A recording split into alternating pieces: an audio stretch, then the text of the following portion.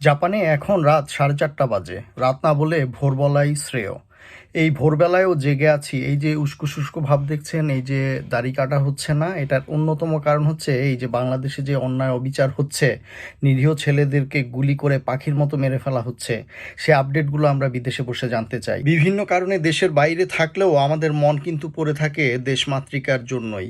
এই জন্য যখন স্বৈরশাসকগুলো আমাদের ছোট ছোট ভাই বোন, ছোট ছোট বাচ্চাদের উপর যখন নির্যাতন চালাচ্ছে, তখন আমরা কিন্তু এখানে কেউই ভালো নেই। রাতে আমরা ভালোভাবে ঘুমোতে পারছি না।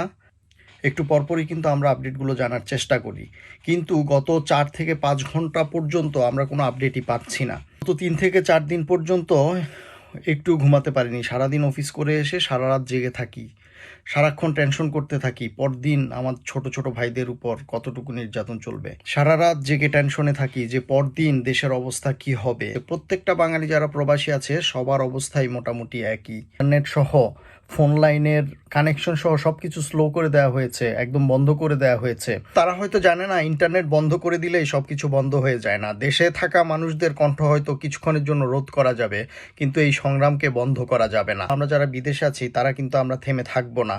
আমরা যেই ঘটনাগুলো ঘটছে সেগুলো সারা বিশ্বকে দেখানোর চেষ্টা করব।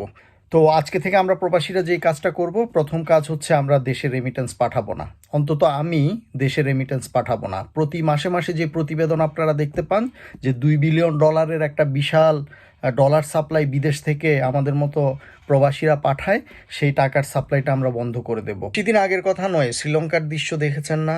পলিটিশিয়ানদেরকে রাস্তায় বের করে যেভাবে জামা কাপড় ছিঁড়ে সবার সামনে পেটানো হয়েছে, সেই দিন কিন্তু আর দূরে নয়।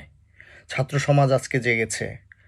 আর কিছুদিন যদি এভাবে চলতে থাকে আপনাদের আসন কিন্তু টিকে থাকবে না। এখনো সময় আছে, ছাত্রদের দিকে মনোযোগ দিন। এখনো সময় আছে, এখনো সময় আছে, ঠিক হয়ে যান আপনারা।